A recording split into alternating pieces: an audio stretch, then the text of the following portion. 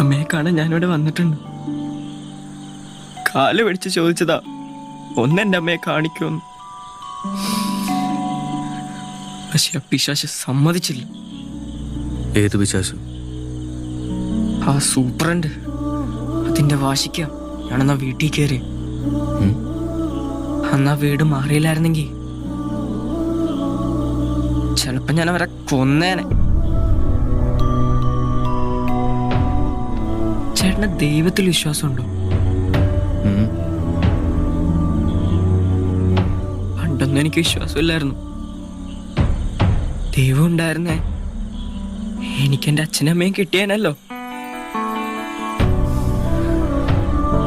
പക്ഷെ ഇപ്പൊ എനിക്ക് വിശ്വാസമുണ്ട്. ചേട്ടനാ എന്റെ ദൈവം.